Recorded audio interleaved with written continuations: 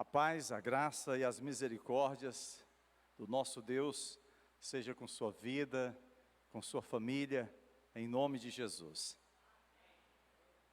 Nosso desejo nessa noite era que a igreja como um todo pudesse se fazer presente ao culto de ensino da palavra de Deus. Nós temos, ao longo dessas últimas semanas, estudado as grandes promessas do Senhor. E a cada terça-feira nós somos impactados com uma promessa diferente. E como isso serve de alento, de conforto às nossas vidas. Como é bom meditar na palavra de Deus. É por isso que o salmista, ele tem, dentre os salmos, um capítulo todo, que é o maior capítulo da Bíblia, que é o Salmo de número 119, todo voltado à excelência das Escrituras Sagradas, do ensino da palavra de Deus. E como é bom meditar na palavra do Senhor. A cada dia nós somos instados, nós somos exortados a ler a Bíblia Sagrada. Infelizmente, a nossa geração é uma geração que não tem dado a atenção devida, necessária ao estudo da palavra de Deus. Estamos envoltos em um ativismo tamanho, e às vezes outras coisas acabam tomando lugar da palavra de Deus nas nossas vidas. Mas precisamos priorizar, precisamos dedicar um tempo a meditar nas Sagradas Escrituras. Precisamos ouvir Deus através da sua palavra. E é isso que queremos nos dispor a fazer nessa noite. Essa mensagem, ela não está tendo transmissão direta, mas ela será postada na próxima quinta-feira, depois das 21 horas. Então queremos pedir a você que está aqui conosco, que aproveite e volte a meditar na mensagem que nós temos preparado para a igreja. Aquilo que o Senhor tem colocado no nosso coração, aquilo que o Senhor falou primeiramente à minha vida, e que eu espero que Ele também possa, de uma forma especial, estar falando à sua vida, em nome de Jesus Cristo.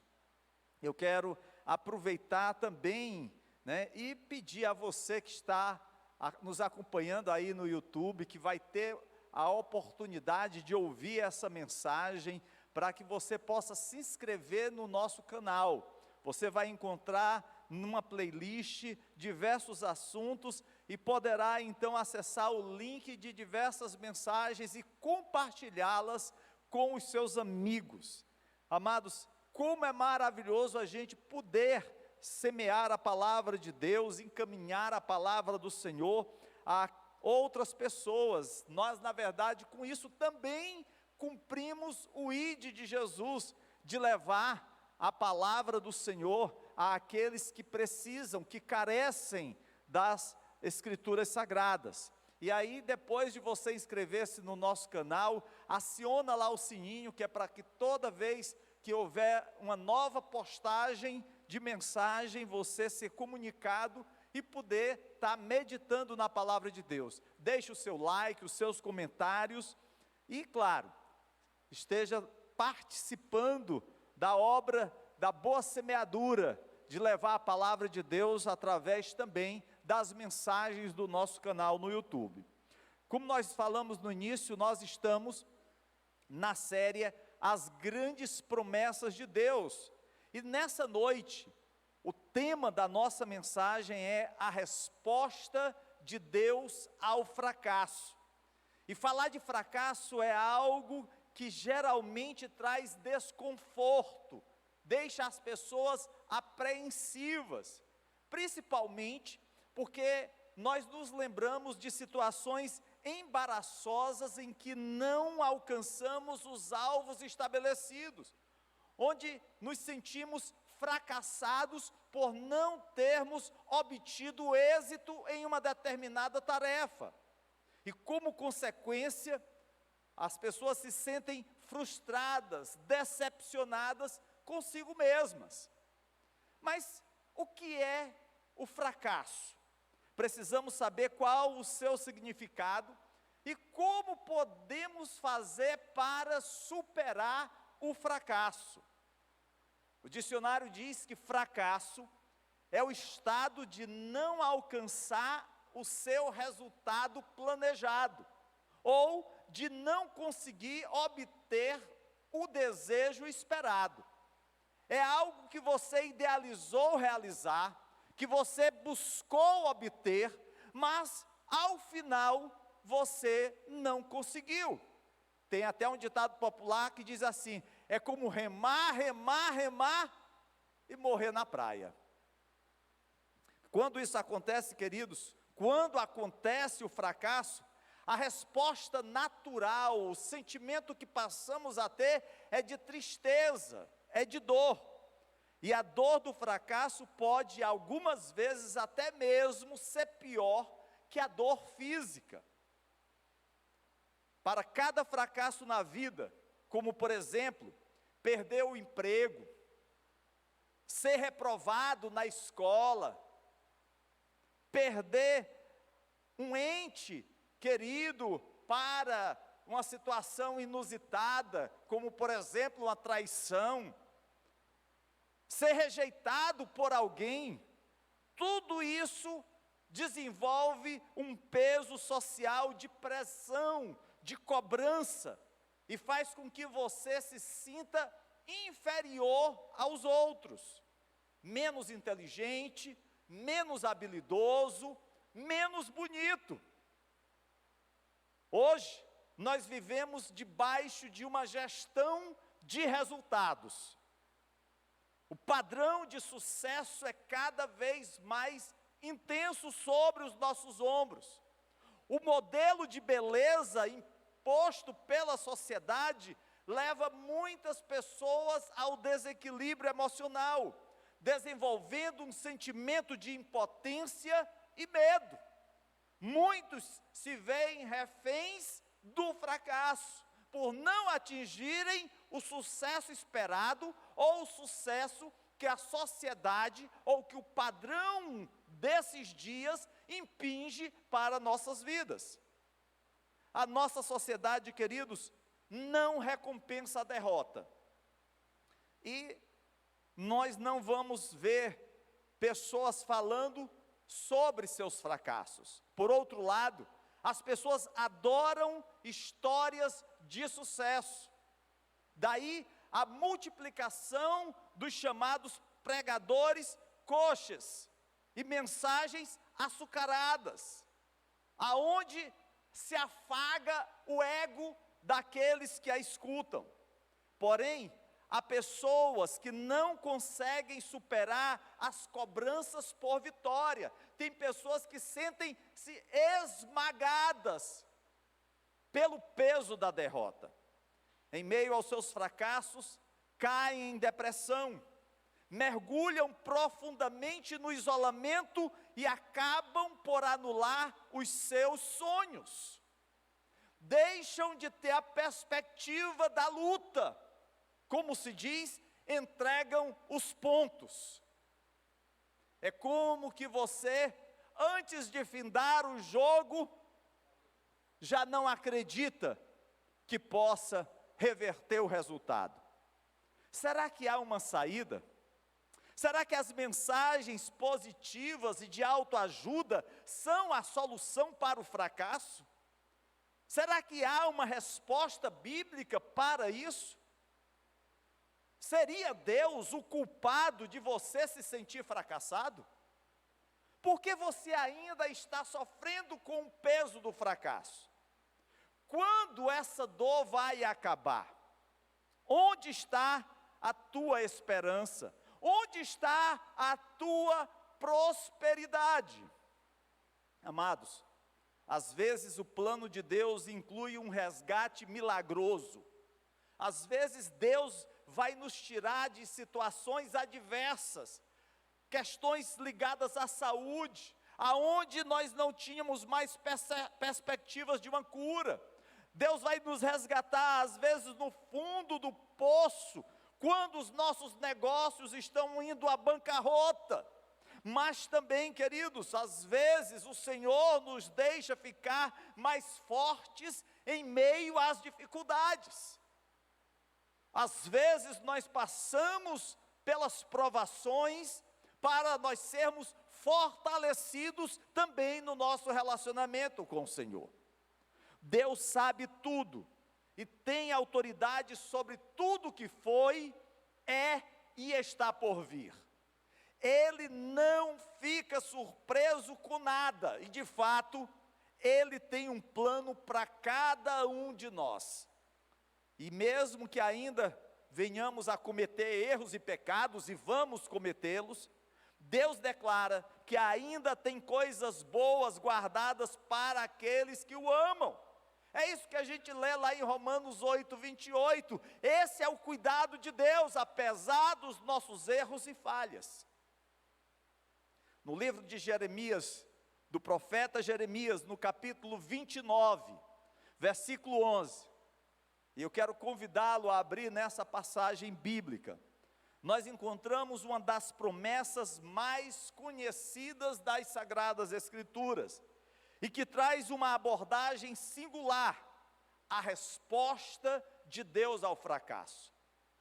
Diz assim o texto sagrado: porque sou eu que conheço os planos que tenho para vocês, diz o Senhor, planos de fazê-los prosperar, e não de lhes causar dano, planos de dar-lhes esperança e um futuro.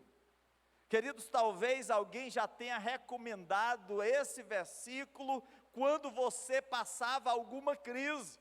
Talvez um amigo muito próximo, um irmão muito chegado, tenha dito assim: olha, medita lá em Jeremias capítulo 29, verso 11, porque você vai ver o cuidado de Deus para com você, apesar da luta que você está atravessando. Certamente, queridos, esse é um versículo bastante popular, ou até mesmo você já tenha recomendado essa passagem para alguém, mas para falar acerca dessa tão grande e importante promessa, é bom nós conhecermos um pouco sobre o momento em que ela foi proferida e escrita pelo profeta Jeremias. É importante a gente conhecer o contexto em que se deu essa declaração de Deus para o povo. Esse versículo, queridos, ele foi originalmente uma promessa ao povo de Israel. Aquele povo foi retirado à força da sua terra, Jerusalém, por Nabucodonosor, o grande império babilônio, conquistou Israel. Eles foram arrancados de tudo o que eles amavam.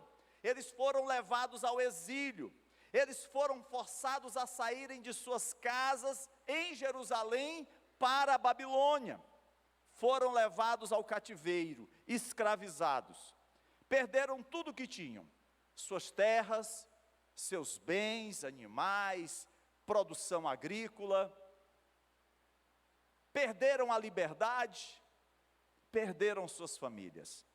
Estavam passando por um tempo de grande calamidade. Essas pessoas queriam desesperadamente um fim imediato do seu sofrimento. Talvez essa seja a sua realidade também aqui nesta noite. Você esteja olhando para a sua vida e só vê dificuldade, luta, provação. Você se sente desesperado. Assim estava o povo de Israel. Em meio à calamidade, eles não conseguiam enxergar luz, eles só viam escuridão. Todos os sonhos e esperanças do povo de Israel foram esmagados. Aquele povo que olhava para as glórias do passado, sobre o reinado de Davi, sobre a opulência de Salomão, agora estava sendo levado para o cativeiro, tolhido da sua liberdade. E aí eles se perguntavam: Como Deus poderia ter deixado tudo isso acontecer? Se nós somos o povo de Deus, como nós chegamos a essa situação? Eles se perguntavam se Deus havia se esquecido deles. Queridos, o Senhor não havia esquecido ou abandonado o seu povo, mas apesar daquele povo estar cativo na Babilônia, o Senhor exorta o povo a crescer, mesmo estando no sofrimento. O sofrimento seria uma oportunidade de crescimento, e não algo a trazer o seu fim, o seu extermínio, mas seria uma oportunidade deles aprenderem e deles valorizarem o relacionamento com Deus. Às vezes, amados, as provações que nós passamos agem nas nossas vidas também da mesma forma como aconteceu com Israel, para nos ajudar a compreender o valor das coisas que nem sempre nós valorizamos no dia a dia. E naquele momento, Deus traz a sua mensagem, e a sua mensagem é que Deus tinha um plano de esperança incrível. Porém, primeiro Deus pediu a essas pessoas para ficarem onde estavam. Elas que sonhavam em voltar para Jerusalém, elas que desejavam voltar para as suas terras, e Deus vai e diz assim: ainda não, permaneçam onde vocês estão, cresçam, sejam exemplos do meu amor a esse povo que lhes conquistou. E é isso que a gente vai ver nos versículos 5 a 7 e no versículo 10 desse mesmo capítulo.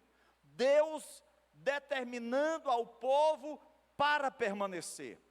E essa permanência não era por alguns dias. Talvez alguns pudessem dizer: Senhor, tudo bem, a gente pode até ficar aqui, mas que seja por alguns dias, algumas semanas, alguns meses. Mas Deus diz: por 70 anos vocês vão permanecer no cativeiro. Queridos, que noite longa para o povo de Israel. Talvez assim esteja a noite de tribulação na sua vida. Você olha e não consegue enxergar o novo dia, você só vê a luta e o abatimento daquela noite. Mas a promessa do Senhor para você e para mim é que mesmo que o choro dure a noite inteira, a alegria vem pela manhã. Deus nem sempre fornece uma libertação imediata. Não é no meu tempo, não é no seu tempo, é no tempo de Deus.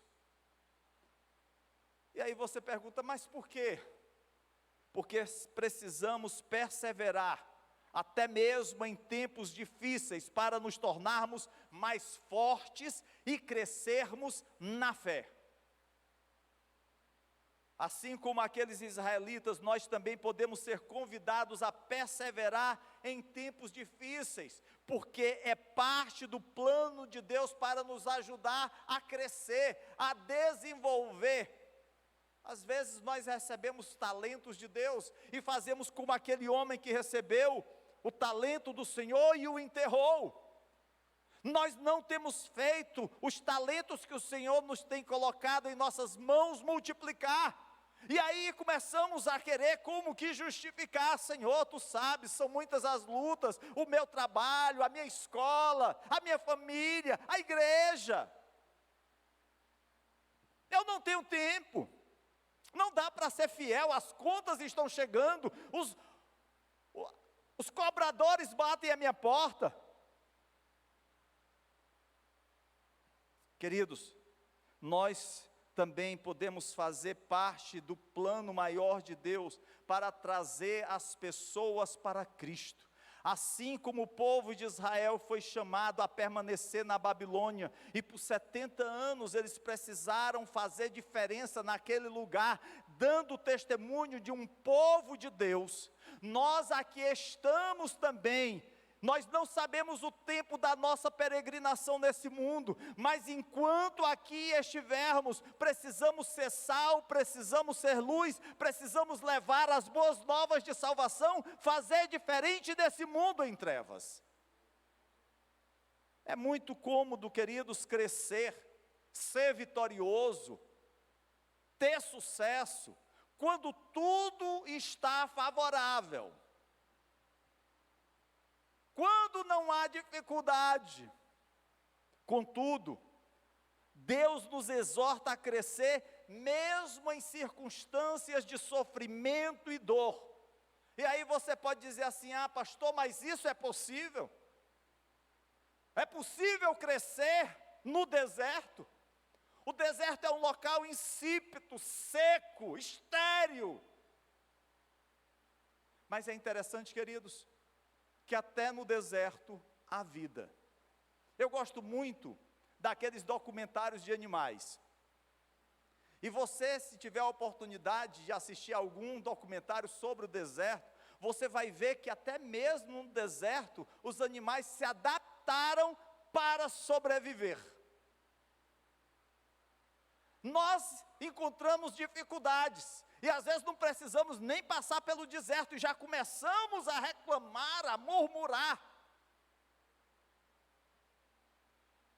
Precisamos, amados, entender que só há um jeito de vencermos os desertos da nossa vida, só há um modo de vencer o tempo de esterilidade do nosso viver, e é submetendo-nos à vontade do Senhor. É nos submetendo à sua palavra, é nos submetendo à sua vontade. É certo que na vida, nós passamos por uma série de situações que nós não gostaríamos de passar. Quem é que quer adoecer ou ver um ente querido doente? Quem é que quer perder o seu emprego? Quem é que quer passar por uma crise violenta no seu casamento ou com os seus filhos? Ninguém quer. A gente quer que a nossa vida seja tranquila, que não tenha percalços, que a gente possa olhar e ver um mar de tranquilidade. Mas a vida não é assim. Tem ondas que se abatem contra a nossa embarcação. Tem ventos fortes que procurarão virá-la. Mas a palavra do Senhor é: aquieta-te. E diante da palavra do Senhor, quer seja o vento, quer sejam as ondas, elas se aquietarão, porque é o Senhor Todo-Poderoso que ordena. É isso que nós precisamos entender, a necessidade de confiar no Senhor. O pensamento de Deus, queridos, em relação a nós, é pensamento de paz, de prosperidade, de crescimento e não de mal. Isso é mais do que suficiente para nós termos esperança. Deus tem os melhores projetos, os melhores planos para a sua vida. Nós precisamos crer e suportar a provação, trabalhar e visualizar um futuro glorioso no Senhor. Talvez você diga assim: ah, pastor, mas se os planos de Deus são bons, se os planos de Deus são maravilhosos, por que eu continuo na peia, sofrendo, nessa luta?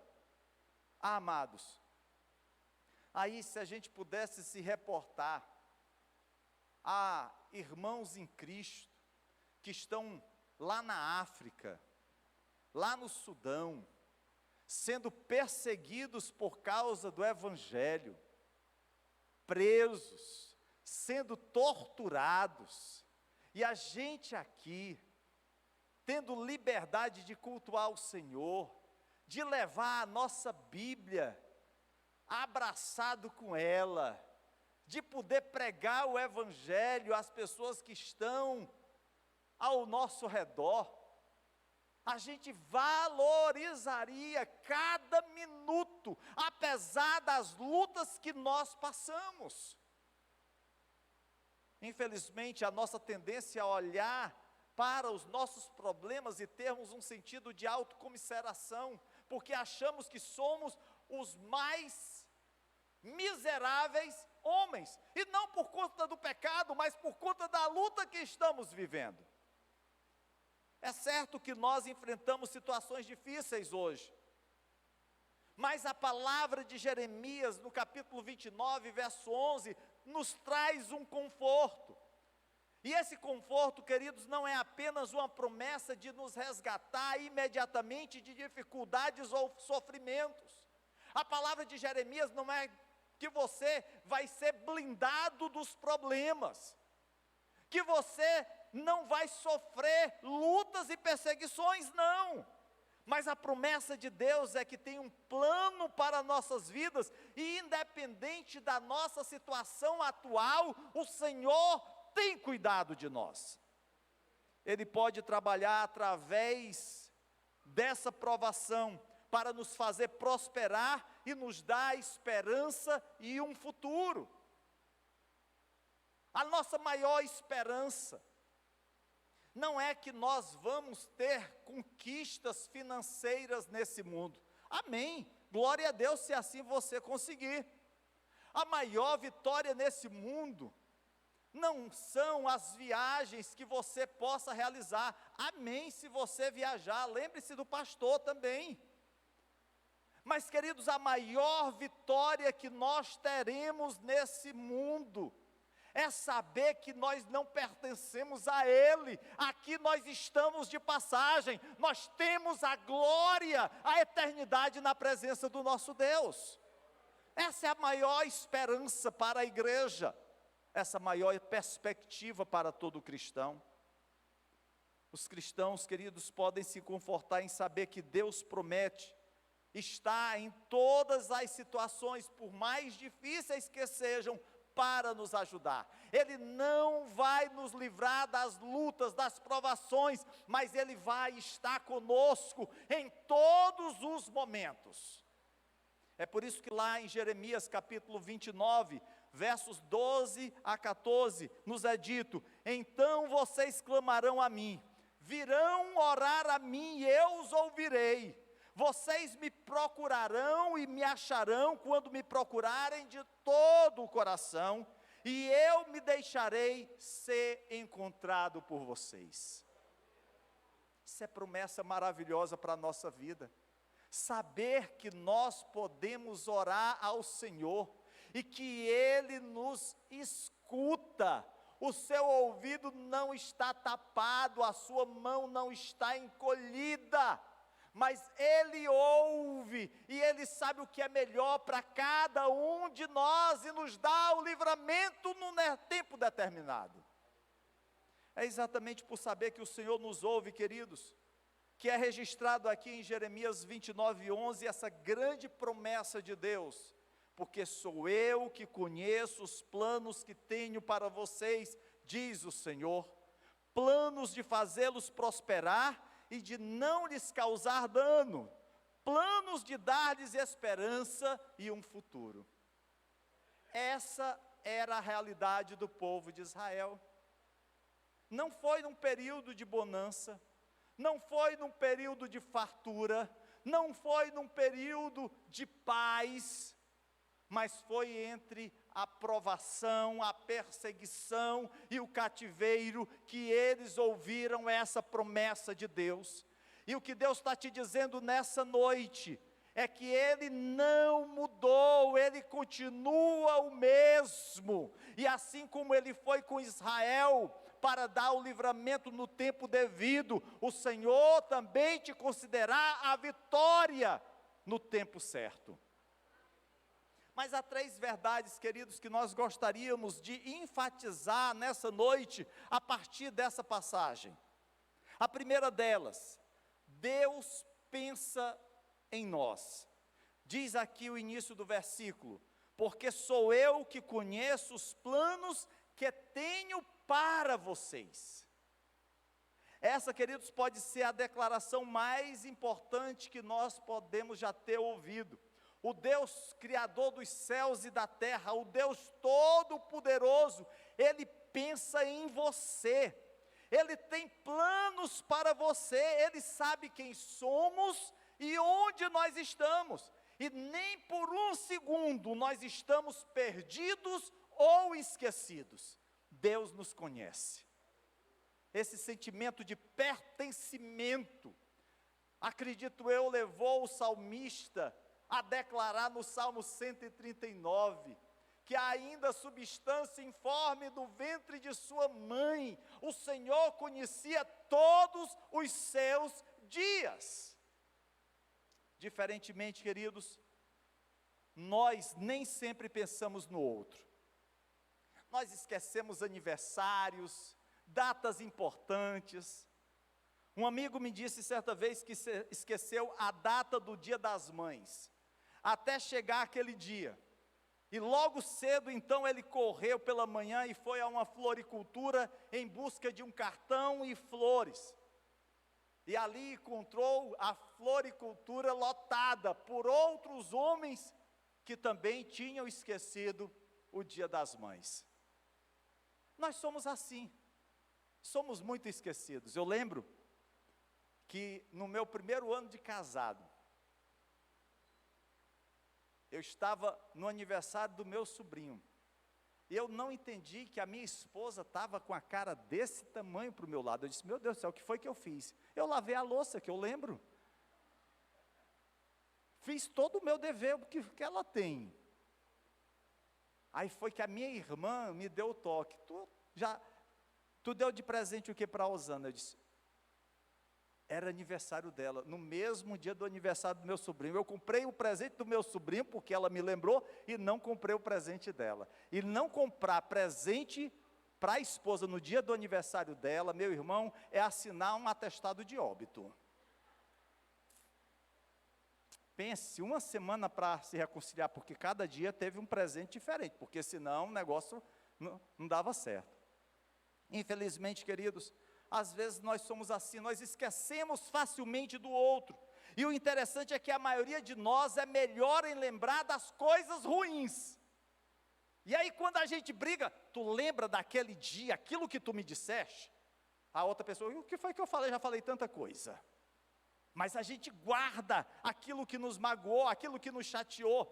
Nós não lembramos daquilo que foi bom, daquilo que o outro fez de positivo, mas aquilo que nos machucou, que foi negativo, a gente arranca lá do baú de 10, 15, 20 anos atrás. Infelizmente nós somos assim, nós fazemos questão de remoer as coisas ruins e negativas que nos afligiram, principalmente para apresentar a outra pessoa. Amados, é fácil focar nas falhas, é fácil focar nos erros daqueles que estão próximos a nós, mas não é isso que Deus faz conosco. O Senhor diz lá em Hebreus capítulo 10, verso 17, dos seus pecados e iniquidades eu não me lembrarei mais. O diabo talvez chegue para você e vai dizer assim, você está lembrado do que você fez ontem? Você está lembrado do que você fez um ano atrás? Você lembra aquele pecado que você cometeu? E aí você vai dizer para ele, o Senhor disse para mim, que dos meus pecados e iniquidades, Ele não se lembra mais, porque eu me arrependi e pedi o seu perdão. Queridos, Deus esquece os nossos pecados, mas Ele se lembra de nós. Ele lembra das nossas necessidades, Ele lembra das lágrimas que temos derramado, Ele lembra das orações que temos apresentado diante do seu altar. Nós fazemos o oposto, nós esquecemos os nossos amigos, mas lembramos as suas falhas, os seus erros, as suas transgressões. Mesmo que Deus tenha o mundo inteiro para governar, Ele nunca esquece os seus filhos. Ele conhece você pelo teu nome, Ele te entende, Ele sabe da tua dor, e Ele registra cada lágrima que você tem derramado. Essa palavra de Jeremias certamente foi um grande incentivo para os judeus que estavam vivendo sob o peso do cativeiro, na distante Babilônia. Deus diz, lá em Jeremias capítulo 29, verso 10, quando se completarem os 70 anos da Babilônia, eu cumprirei a minha promessa em favor de vocês, de trazê-los de volta para este lugar, se referindo a Jerusalém. Queridos, isso significava que eles não estariam para sempre na Babilônia. A Babilônia não era o ponto final de jornada daquele povo. Eles tinham a certeza dada por Deus que eles voltariam para a terra da promessa. Alguém poderia dizer: ah, pastor, mas 70 anos é muito tempo para estar no exílio. E a resposta de Deus é: você acha que eu esqueci do meu povo? Eles foram ao cativeiro porque eles se esqueceram de mim. Eles se rebelaram contra a minha lei. Eles deram as costas à minha vontade. E assim, receberam a punição pelo seu pecado. Mas a minha disciplina não diminuiu a minha afeição, o meu amor por eles. Eles estarão sempre nos meus pensamentos. Queridos, é da mesma forma, assim Deus age conosco. Deus, Ele olha para cada um de nós e vê que nós somos pecadores, mas Ele contempla o sacrifício do seu Filho na cruz do Calvário, o amor que foi dado por você e por mim, para que nós tivéssemos um novo amanhã. E é por isso que Ele nos envolve com laços de amor e de perdão.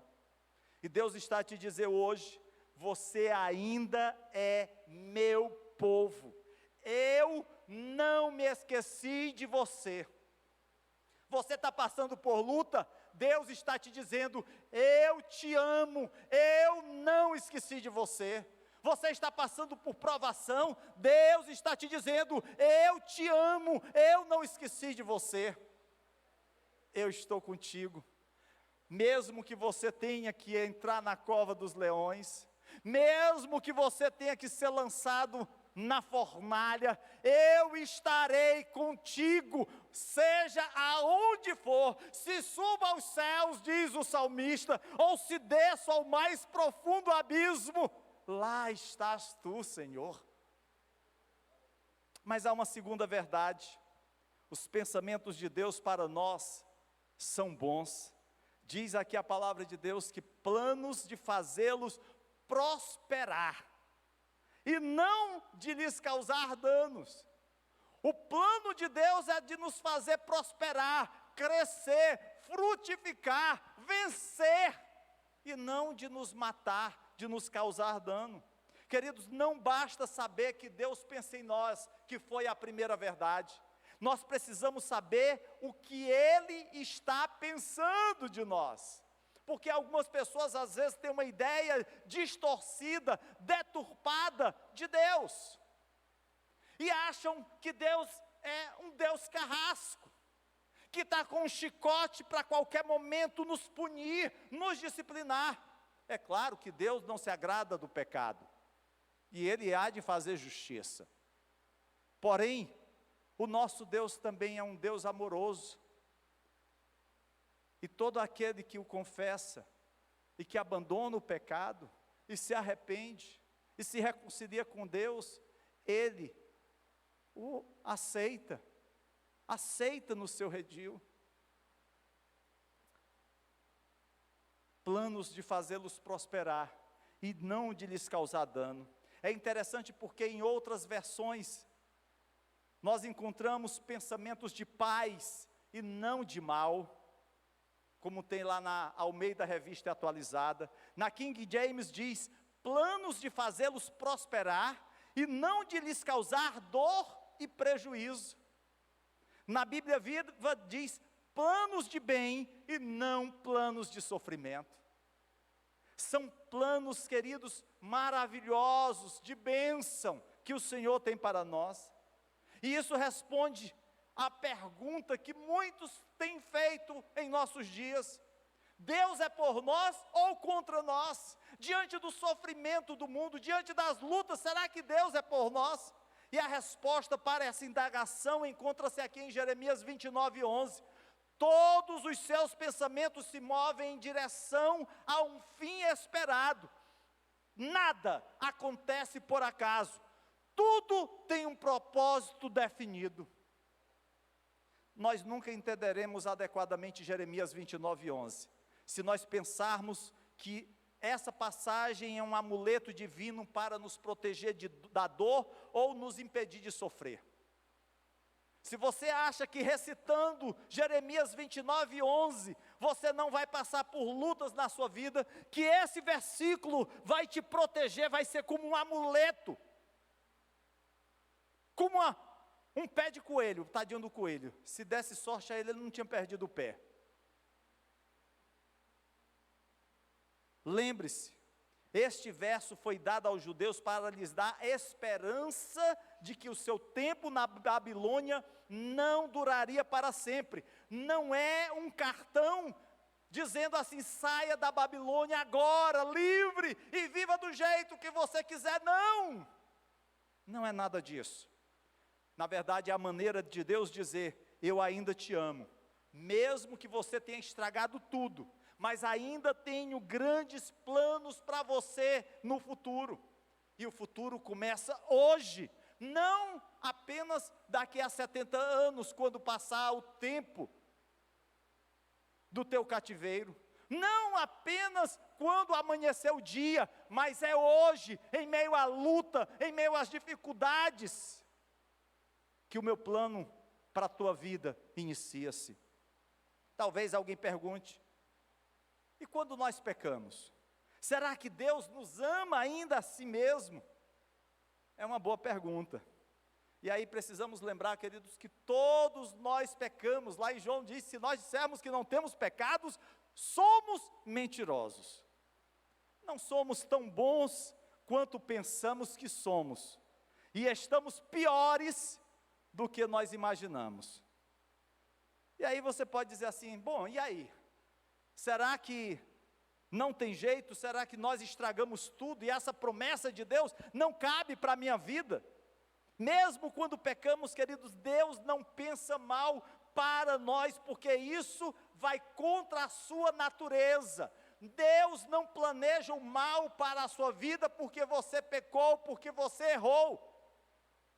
Aqueles que não têm o Senhor na sua vida, eles vão ter uma consequência natural do juízo. Não é Deus que simplesmente os está condenando, são eles que estão caminhando para a sua própria destruição com as suas pernas. Mas no nosso caso, a palavra de Deus diz que Deus nos amou primeiro. Deus nos alcançou com o seu perdão. Você pode estar se sentindo podre, você pode estar se sentindo em pecado, e certamente você não é bom, mas esteja certo que Deus ainda te ama, e o Senhor não pode pensar o mal contra você. E mesmo quando nós sofremos por causa do nosso pecado, Deus pretende nos levar ao arrependimento e à cura. O objetivo de Deus não é nos manter no charco, não é nos manter afastados, mas o objetivo de Deus é nos curar, é nos limpar. Deus ainda nos ama, mesmo quando pecamos. O Pai não deixou de amar o pródigo, quando ele tirou os seus bens, antes do pai morrer, e queimou tudo com orgias. Não, o pai continuou o amando, e diariamente aguardava o retorno do filho. Quantos pais e mães aqui que não viram os seus filhos crescerem na casa do Senhor, que viram jovens estarem aqui ministrando louvor, outros que exerceram liderança na casa do nosso Deus e que estão afastados dos caminhos do Senhor, mas o pai e a mãe continuam orando, crendo que Deus pode restaurar, que Deus pode resgatar. Se nós fazemos isso, o nosso Deus é um Deus de plena justiça e pleno amor. Queridos, mas há uma terceira e última verdade. Deus planeja para nós um futuro cheio de esperança. É por isso que diz, planos de dar-lhes esperança e um futuro. Deus não apenas está dando uma vaga promessa de que as coisas vão ser melhores algum dia, em algum lugar, de alguma forma. Deus tem um fim marcado para o seu povo e nada os impedirá de chegar a esse fim determinado pelo Senhor. É por isso que nós temos o livro de Apocalipse. O nosso futuro não é algo que está aberto, como o teísmo aberto propaga, como a teologia do relacionamento divulga. Não. O nosso relacionamento com Deus é algo que está escrito, está determinado, e não foi pelas estrelas, foi pela mão do Deus Criador dos céus e da terra. Ele tem definido aquilo que vai acontecer à sua igreja, e haverá um dia em que o noivo voltará e resgatará a sua noiva, e estaremos indo ao encontro do Senhor Jesus. É promessa dele, e ele há de cumprir. Quando nós olhamos para a história de Israel, os 70 anos de cativeiro, nós aprendemos que o mesmo Deus que criou um rei pagão, que foi Nabucodonosor, que espezinhou, que humilhou, que trouxe sofrimento sobre Israel, esse mesmo Deus que levantou a Nabucodonosor, é o mesmo Deus que levanta um outro rei pagão, que foi Ciro, que passados 70 anos trouxe a libertação do cativeiro, e o povo, sob a ordem de Ciro, pôde voltar para Jerusalém, pôde reconstruir os muros, pôde reconstruir o templo. É Deus cuidando. Os irmãos de José intentaram o mal contra ele, mas Deus tornou o mal em bem, porque havia um propósito maior, mesmo que nem os irmãos de José, nem o próprio José entendessem, mas Deus tinha coisa tremenda para Israel. Cada homem, querido, nessa terra, age de acordo com a sua própria vontade, mas Deus trabalha através dessas decisões para trazer os seus filhos de volta para casa. Foi isso que aconteceu com Israel. Talvez seja isso que possa acontecer com aquele ente querido, que tanto você ama, que você tem orado por ele, para que ele possa retornar à casa do Pai. Não desista, continue orando, continue intercedendo. Para nós, queridos cristãos do século 21, Jeremias 29:11 se torna um grande conforto, especialmente quando nós passamos por tempos difíceis. Ele nos ensina que Deus pensa de nós, que os seus pensamentos em relação a nós são bons, e que quando os seus propósitos forem concluídos, Ele nos dará um futuro cheio de esperança. Talvez você olhe e diga assim: pastor, eu não consigo enxergar uma luz no fim do túnel, mas eu quero te dizer que a luz é Cristo, e a luz está te acompanhando não apenas lá no fim do túnel, mas em toda a tua jornada. Essa é a esperança e o futuro que todos nós precisamos. Essa promessa, querido, se concretizará, porém é preciso que lembremos que ainda sofremos, passamos por tribulações, mas tudo isso faz parte de um propósito de Deus para nos tornar finalmente santos. Isso pode não parecer muito consolo, quando você sente a luta explodindo ao seu redor, quando os galegos batem à sua porta cobrando as mensalidades, quando a crise chega no seu casamento, mas saiba que você não estará na fornalha um segundo a mais do que o necessário, porque exatamente no tempo de refrigério, você sairá do fogo. Quando sua provação chegar ao fim, você será mais forte do que antes. Talvez você pergunte o que devo fazer para passar pelos anos de escassez, de provação, de sofrimento. Eu estou vivendo isso na minha vida, pastor, e isso está me dilacerando, isso está me corroendo. A nossa primeira e maior necessidade, queridos, é nos submetermos ao nosso Pai Celestial e dizer simplesmente: Senhor, Tu sabes o que está por vir, mesmo quando tudo está escuro para mim. Tu tens um propósito mesmo quando a minha vida parece estar andando em círculos. Mas eu me curvo diante de Ti e digo: exaltado seja o nome do Senhor. Apesar de não entender o momento precário que você está vivendo, o Senhor te chama para confiar nele. À luz dessa passagem de Jeremias 29:11, a nossa posição deve ser de uma esperança cada vez maior no Senhor. Eu admito que é difícil, quando você vê um pai de família sofrendo de câncer, quando o seu casamento desmorona, quando o seu negócio vai à falência, quando a sua irmã, um ente querido, está lutando com uma depressão. Nós vivemos, queridos, em um mundo caído, e nós mesmos somos pessoas caídas, pecadoras, regeneradas, mas somos pecadores. Ainda não somos o que poderíamos ser, e não somos o que deveríamos ser ou que um dia seremos. Ainda estamos no caminho. A cada dia precisamos nos santificar, nos separar para Deus.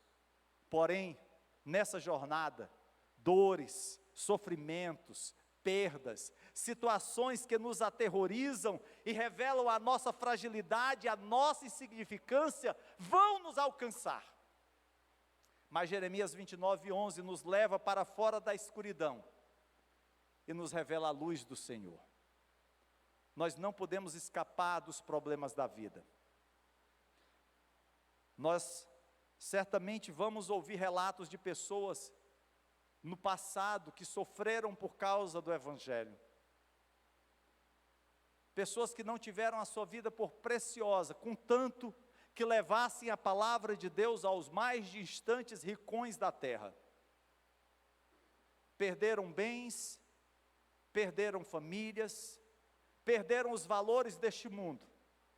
Talvez o modelo de sucesso que muitos idealizaram fosse para essas pessoas fracasso. Mas precisamos lembrar sempre que em Cristo nós somos mais que vencedores. Quando o inimigo sussurrar no teu ouvido: você é um fracassado, seu negócio é um fracasso, sua família está numa derrocada, num precipício, a sua saúde vai de mal a pior. Quando ele sussurrar dizendo que não tem mais jeito para você, diga para ele: você é um mentiroso, em Cristo eu sou mais que vencedor. Essa é a resposta de Deus ao fracasso, é de nos submetermos à sua vontade e confiarmos no autor e consumador da nossa fé. Amém? Eu quero orar por você antes de nós encerrarmos. Se você em algum momento se sentiu fracassado, e eu quero dizer para você que eu já me senti fracassado. Meu Deus! Eu lembro que quando nós fomos implantar a Gileade lá em Antônio Bezerra, todo sábado eu saía para evangelizar. na maioria das vezes sozinho. Éramos poucos, eram 2 famílias e mais a minha família. E a gente convidava, pregava, falava, e as coisas não aconteciam, e eu dizia assim: meu Deus do céu, isso é um fracasso, eu não estou conseguindo ver os frutos do meu penoso trabalho. Às vezes, amados, a gente olha e se vê nessa situação, porque o mundo exige de você resultados. Há uns anos atrás, quando nós estávamos noutra denominação, mensalmente a gente tinha que dar conta de novos convertidos, de batismo que a gente precisava fazer. E aí, às vezes eu ia para os batismos e via crianças de 6, 7 anos sendo batizados, porque tinha que aparecer lá, que aquela congregação tinha batizado tantas pessoas. Precisamos, queridos, saber que uns plantam, outros regam, mas quem dá o crescimento é o Espírito Santo. Não adianta a gente querer moda, técnica, isso pode até ajudar por algum tempo, mas quem leva para o céu é o Senhor. Por isso que nós precisamos nos consagrar cada vez mais. E se você se sente assim, uma pessoa derrotada, triste, acabrunhada, abatida, que você possa confiar no Senhor e colocar no Deus da tua salvação a tua esperança. Não quero dizer que você não vá lutar, você precisa lutar, você precisa investir, você precisa se qualificar, mas nós precisamos entender que quem é o Senhor da nossa vida é o nosso Deus. Feche os seus olhos e vamos orar ao Pai. Pai querido e amado, Deus Todo-Poderoso, Senhor, eu quero te louvar, te agradecer pela oportunidade, Senhor, Deus, de meditar na tua palavra. Ó Deus, tantas vezes temos o sentimento que o povo de Israel teve quando estava no cativeiro, de derrota, de fracasso, e a tristeza, Senhor, nos consome, o medo, Senhor, se apodera de nós, não conseguimos olhar e ver mudança. Ó Deus, usa de misericórdia, ajuda-nos, Senhor, a ouvir a tua palavra e saber, ó Deus, do teu cuidado, de saber que tu tem planos de bem para as nossas vidas e não de mal, de saber que tu nos escutas, Senhor, e de que tu fazes prosperar o nosso caminhar, que o Senhor tem esperança, palavra de esperança para cada um de nós. Por isso, ó Deus, não venhamos a ouvir, Senhor, aquilo que o inimigo, aquilo que o mundo muitas vezes vai trazer ao nosso ouvido, mas que possamos erguer a nossa cabeça e contemplar aquele que está no comando das nossas vidas. Ó Senhor, ensina-nos a sermos fiéis a Ti. Em nome de Jesus, eu peço a Tua bênção sobre a Tua igreja. Eu peço a Tua bênção, Senhor, sobre todos os Teus filhos que estão nos acompanhando pelo YouTube. Ó Deus, fortalece o Teu povo, renova, restaura, Senhor. Tira todo o sentimento de fracasso e dá a visão da vitória em Cristo Jesus. É em nome de Jesus que eu te oro e te agradeço. Amém e amém.